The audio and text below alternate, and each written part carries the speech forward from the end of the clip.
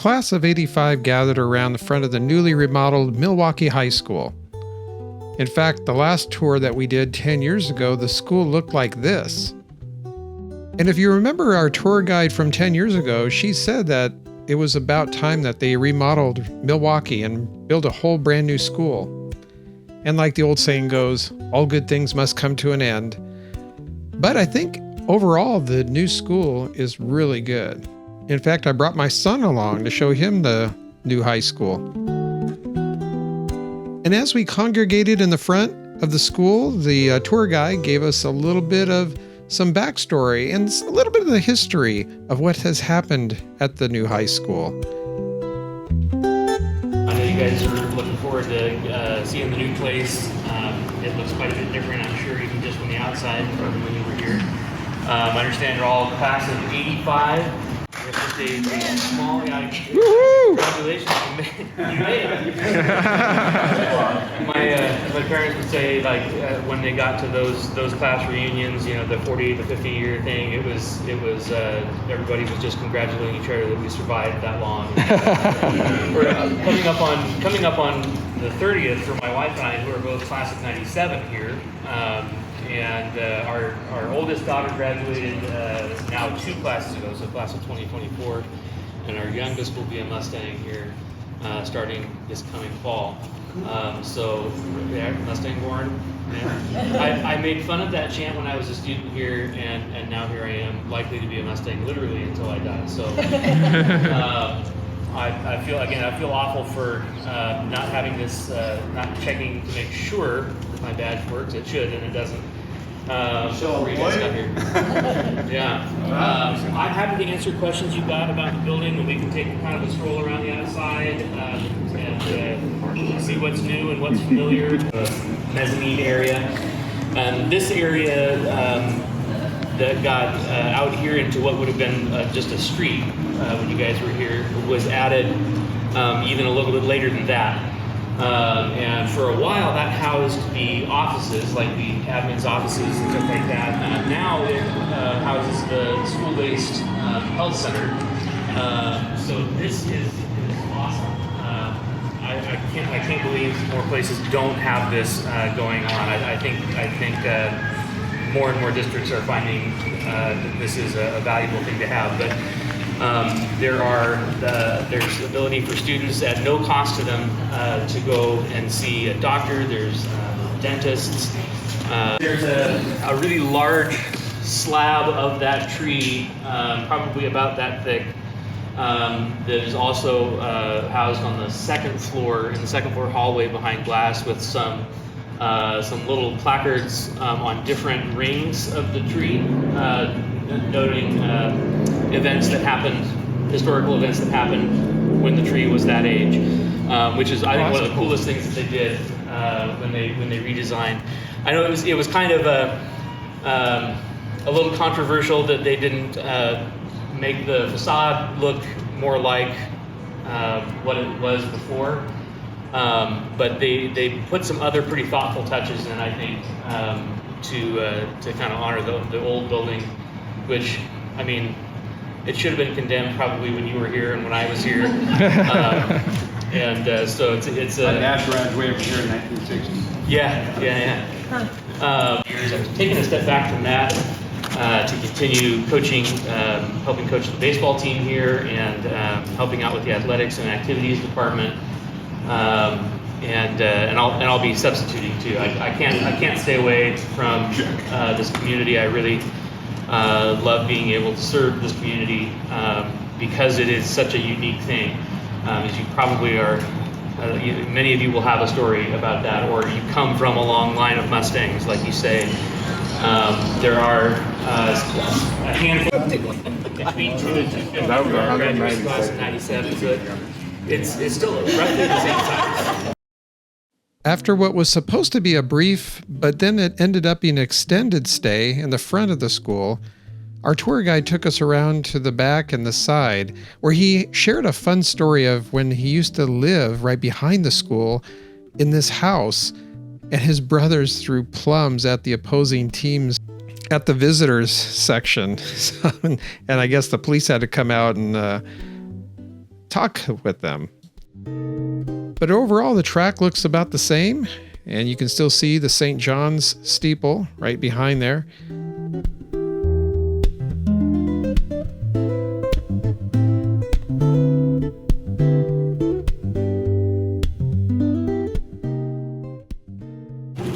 Yeah, the plum tree is no longer here. I don't know if it was a result of that or if it just died on its own. Next, it was take a walk around by the condo pits. But the condo pits don't look like those same condo pits from when we were younger. They look like they've been improved, like a step up. Next, we took a walk around to the Willard Street side of Milwaukie before he took us in to the actual inside of the building so we could see all the remodeling that's taken place for the first time. In fact, the school wasn't just remodeled, it was totally reconstructed. The old school was pretty much torn down and made way for this new school.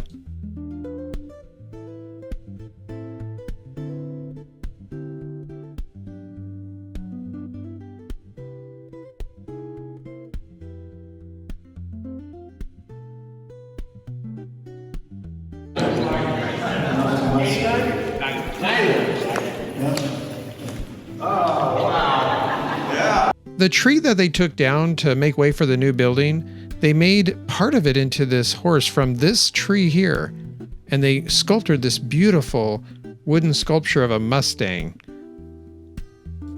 Later on, we'll see how they took the rings from that tree stump and showed the history of the school from the 1920s all the way up to 2018 when the tree was taken down to make way for the new school.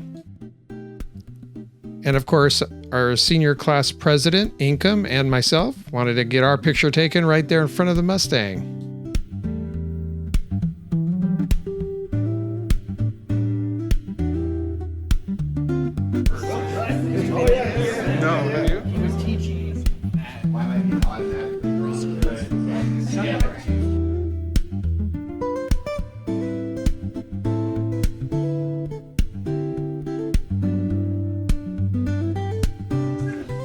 Oh yeah.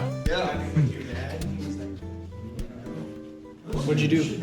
How'd you get here? And then there's Milwaukie Junior High right there. Did you go there? Yeah. Don't recognize any of this.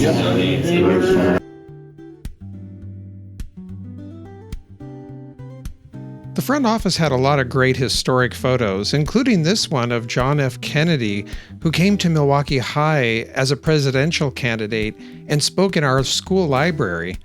It was a big deal, and it was in all the newspapers at the time.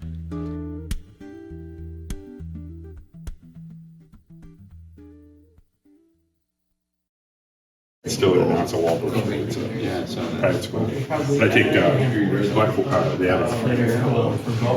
Robert Lippy, he retired a few years ago. He did. This is the career, college and career center. This is new. Kind of a unique space. Spend some money on Max and their boys. Cat students? Oh, yes, no, yeah, absolutely, we have some of those. Are you serious? Yeah. No, they do. They have like Especially among our, is that this became a place that students would come when they were just not going to class. And but usually, the way it would work is there'd be some couches and chairs out here for students while they're waiting to be called back to speak with their counselor. The College and Career Center right here is a place that's set up. We do have a person on staff who kind of coordinates that thing, navigate, especially stuff like the FAFSA or college applications. When we have college or our military recruiter visits, often they'll take place in here, so students know to come here if they're interested in looking into those things. Or for students that are waiting to have their chat with the dean for whatever's happened, and a couple more offices back that way. In the hall above, which we'll get to in a little bit here. This is just for the class of 85. They just brought them out and put them up. There were more trophies than they had room to fit in here, obviously with the history that this place has. By the way, restrooms are just behind me too, if anybody needs to use them. and water fountain. The Three Rivers League is no more. Now we're in for most of our sports in the Northwest Oregon Conference, or NWOC. That's a lot of travel. There was a moment where we got disconnected from the rest of the group and we had to catch up. Walkers now because of the... I hear voices. How many students there are these days? I think he said about the same amount, around 1,000 to 1,200. Wow, it's big. Because I don't think, I mean, I guess it did used to go this far, but it's different. What do you think, Ryan? Going through my old high school, which is the new high school now. Okay, I think we go upstairs. You're gonna take 10 years to get there, son. Pick up the pace.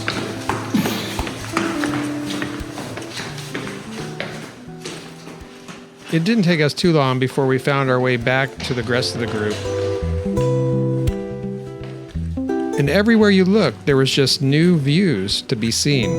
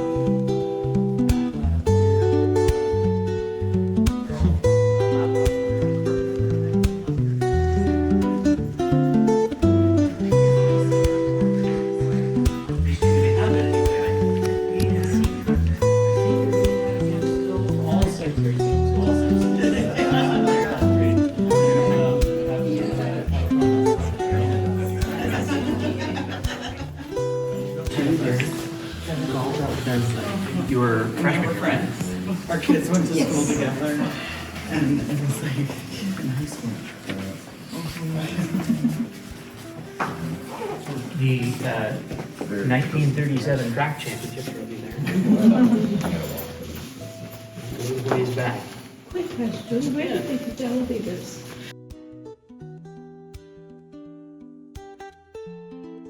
We got to really recognize how Milwaukie High has sustained the history and the culture that has perpetuated all the sports activities throughout the years, including this really historic trophy from 1937. It was pretty amazing.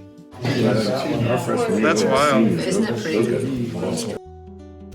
We also got to see this historic wall plaque of the history of Milwaukie High School throughout the timeline, clear back from when the building was first erected back in the 1920s.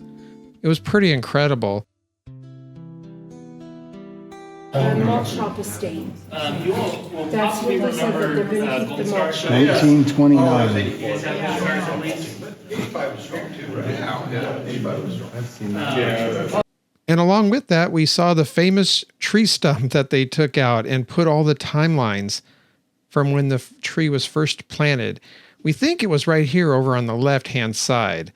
That little tree right there ended up being so big that it overgrew, even blocking the flagpole after a while. Well, when it was cut down, of course, to make way for the new school, they utilized it, put the timelines in it, and figured it out.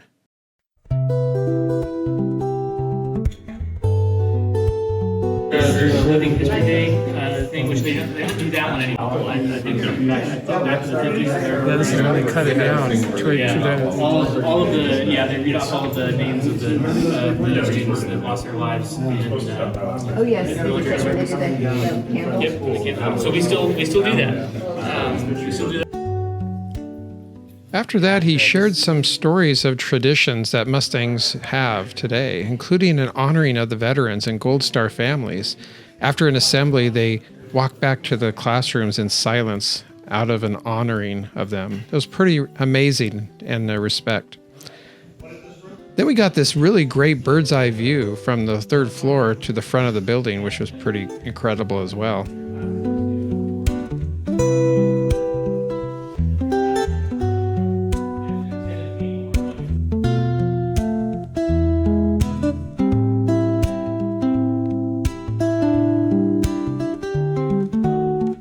And after that, it was off to the new library.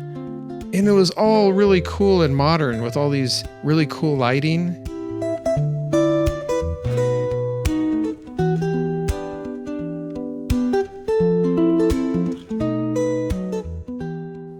And some of us from the class of '85 recognize this person, Mrs. Whitehill, who now the library is dedicated to.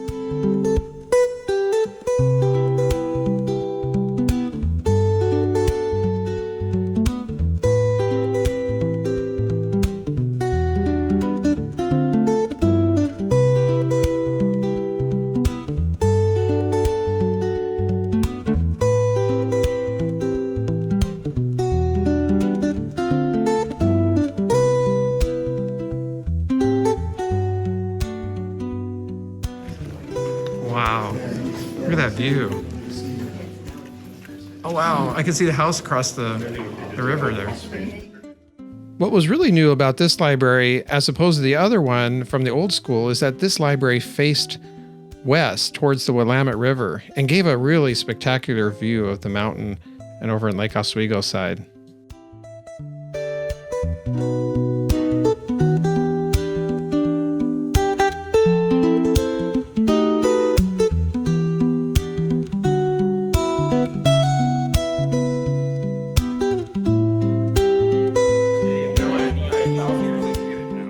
After spending some time in the main building, it was now time to go over to the gym and see the gym and the auxiliary gym. Oh, a little one? Yeah, that little one.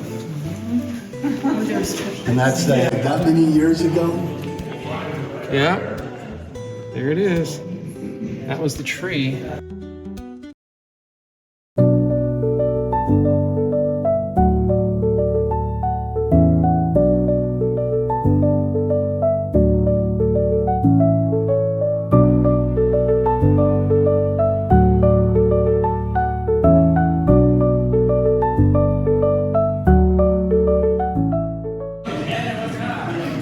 Box is still there. So this is the main, oh yeah, this is it's still big. It's what yeah, this is the same one. Same gym. The space is configured a little bit differently because there used to be kind of a.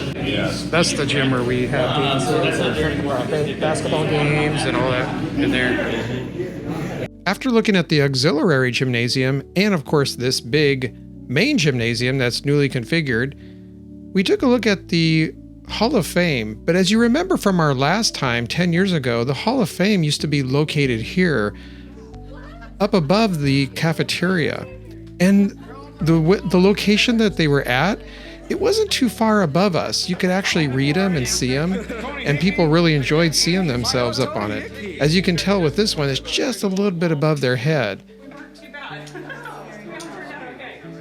Well, now they're located in between the two gymnasiums, out where the concession stands are. So between big games, people can see them, but they're so far above the doorways that it's really hard to read them. We asked him why that was, but he didn't really have a good answer for us at this moment. Alumni Kristen Nordquist spotted her Hall of Fame plaque right away.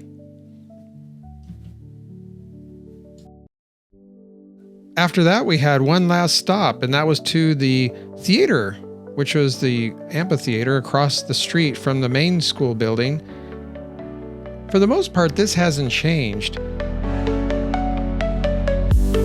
There's a ceramic class and art class there as well.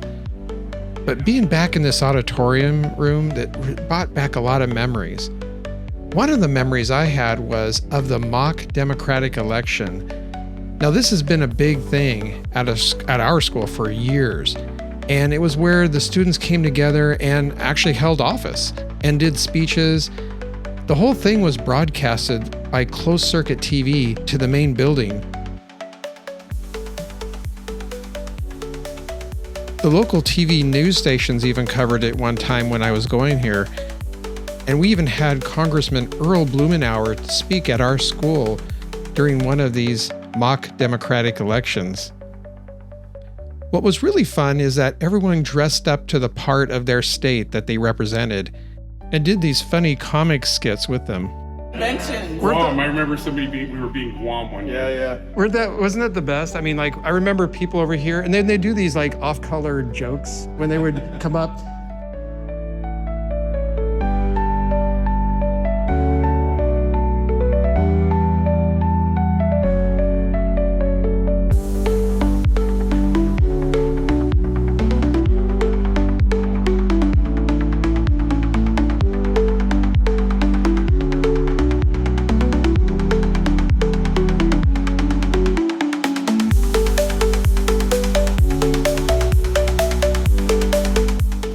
But of course, the other thing besides the mock democratic election that was a very big deal about the theater was, you guessed it, theater. The thespians and actors of our school were top notch. As you can see from some of these photos that I grabbed from our high school yearbook.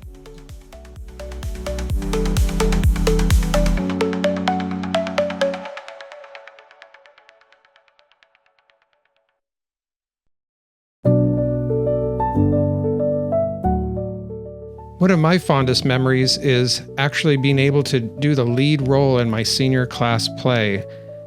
I was with a bunch of great actors, and this is the first time I've ever acted on stage. But Inkem and Roger Welch, they all had faith in me, and they also helped me with benediction. And I got over my dyslexia by memorizing my lines the day before each of our scenes were to be rehearsed.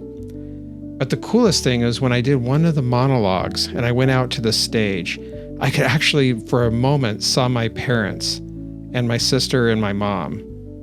They were sitting right here. And it was really cool to be back here again to see this and share it with my son, who has also been in theater. It was a great experience for all of us, something we wouldn't soon forget. And while we were there, the whole crew, the class of '85 that showed up, got their picture taken right in front of the new school.